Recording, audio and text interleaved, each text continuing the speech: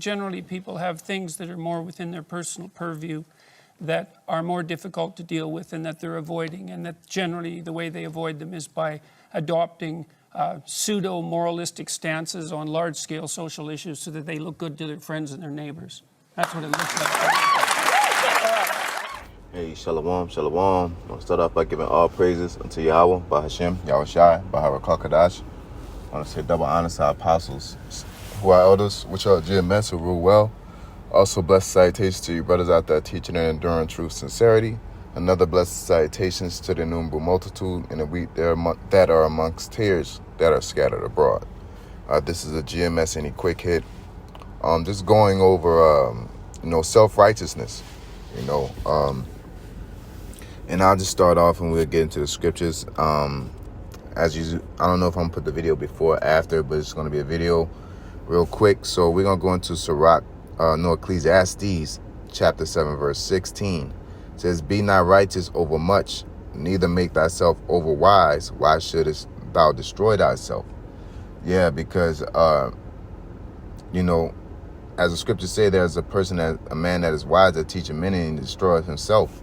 Matter of fact, let's get that.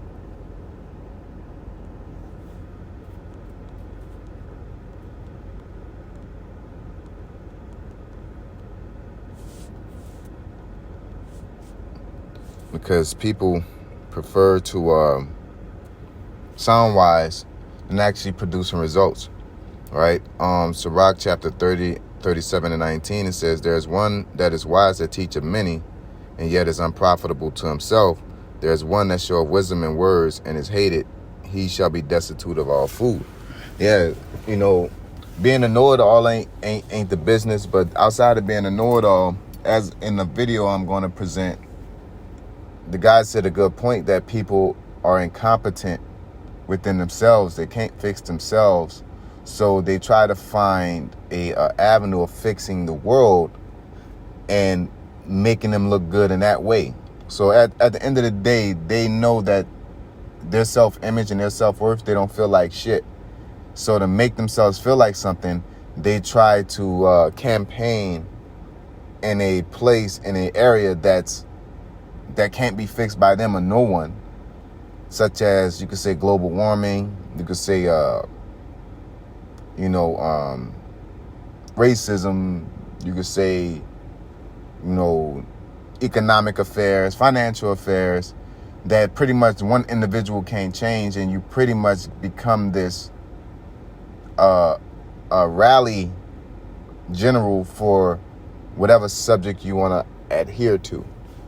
And that way you can find your so-called calling, okay? Because at the end of the day, all you can do is apply what you can apply. Now, one might say that us men of the Lord do that.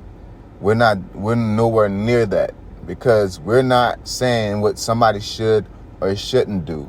We're pointing out the right and wrong of a situation. We're not telling, just like with feminism, you shouldn't catcall and this and that, because you can't get a man, or you're not willing to work hard or to do the things that is required to achieve the things that you want to accomplish.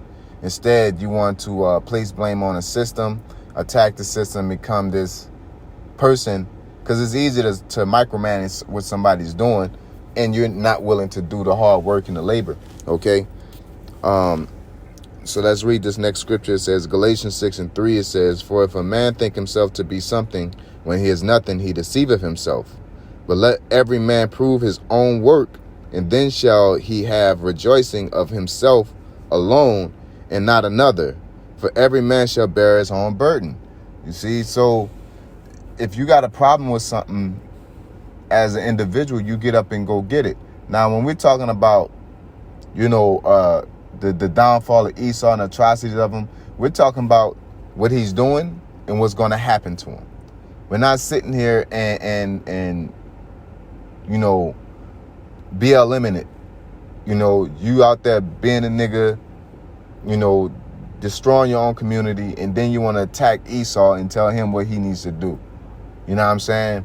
No, us as men of law, we're upstanding citizens. We do what we're supposed to do. And we're just telling Esau and telling him to his face what he's doing and what's unjust about it and what the Lord's going to do about it. And what we're saying is a fact. We're not trying to change a regime. We're not trying to get in. We're not trying to fight for equality. We're just telling you, look, this is what's going to happen to you, and this is why. You're evil. I don't care what nobody say. You know what I'm saying? Along with different aspects of prophecy.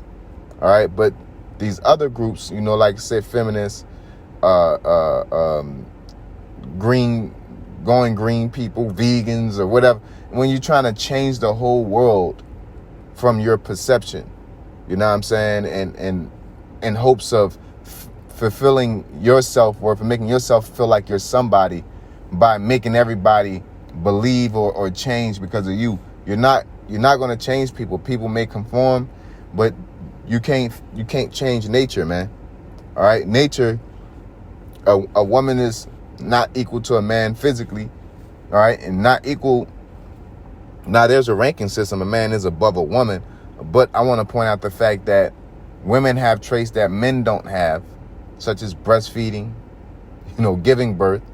Men have traits they work, they're able to give seed. You know, they're natural leaders. Women's are natural nurturers.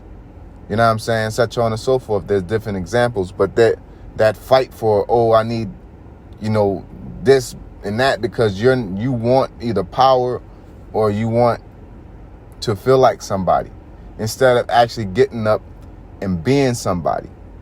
All right. Complaining about opportunities as a Negro, Latino, Native American. Esau's going to be Esau. He's evil. All right. You going up and complaining about a system ain't going to change a demon that runs the system to say, oh, you know what, dang, now that you said it like that, I'm going to give you a chance. That's not going to happen. Okay. If all you can do is get up and go get what you feel you deserve in all righteousness and virtue.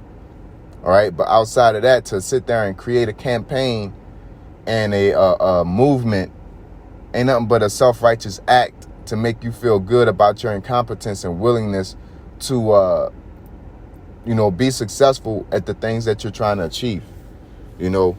So I just want to put that out there. You know, it's more of a lazy tactic.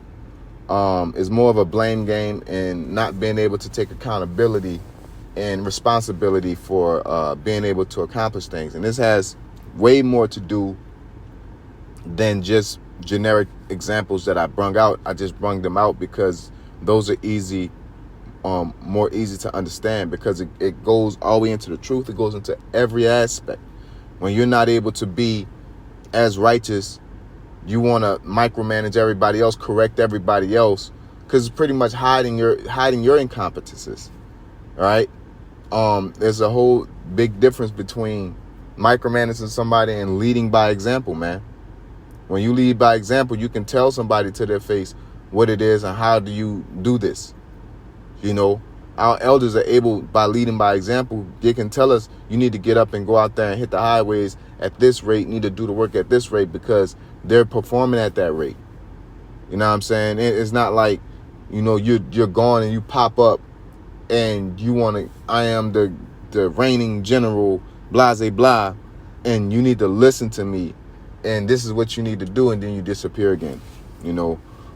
Even though it's not an intentional shot fired, but I'm just giving a live, real life example of how people manipulate their power or manipulate their themselves as being powerful, you know. So hopefully, this is edifying. I thought it was real. What I'm trying to explain, they said it in a roundabout way in pretty much about 15 seconds. You know, don't be righteous over much, man.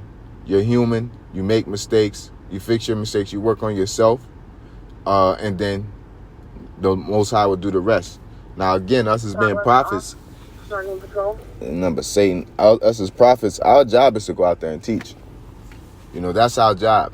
All right. We're not calling on nobody else to teach. Why you ain't teaching? You men of Israel, y'all should teach. But we can't get you to teach. We can't, pull a dog by his ears. So it is what it is. But we're going to put it out there. We're going to put the fact out there, but we ain't going to campaign for niggas in the world to do something. We're going to say you should do something, and you're going to be destroyed for not doing it. which is true. So, just FYI type of thing because niggas like to compare and contrast and well, y'all, so I'm just clearing the air, but I really wanted to put it out there as if you want things to change, you first change yourself. Even the scriptures tell you can't rule, unless you have your household in order, man. If you can't control yourself, you shouldn't fix your mouth to tell somebody else how to control themselves. As the scriptures say, judge that you be not judged. How you gonna tell somebody they got a plank in their eye and you got a beam in yours? They're telling somebody that, saying that because you don't do things perfectly that you can't say anything. No, that's saying that pretty much if you don't have the will, nor the desire, nor the gumption to get up and do it, or at least attempt it, I'm talking about like fully, then you shouldn't have nothing to say. All right, a fat and out of shape person shouldn't tell somebody how to work out. All right, I don't care how much knowledge you entailed about it, how much things you gathered. You're not willing, nor did you attempt, nor do you have the desire to. You just got the information to tell somebody what to do and how to do it. And that makes you feel like somebody because you can manipulate or tell somebody what to do. All right, nobody's going to respect you at the end of the day.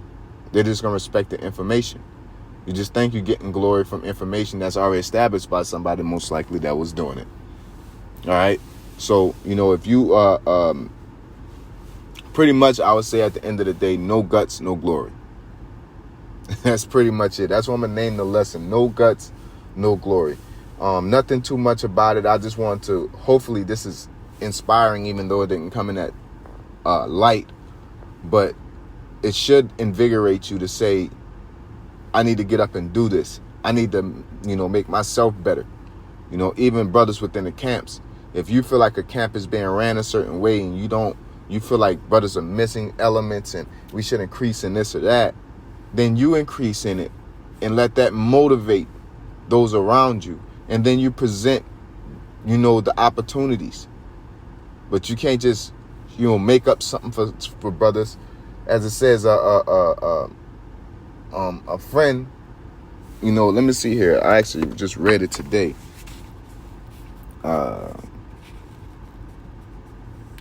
See here.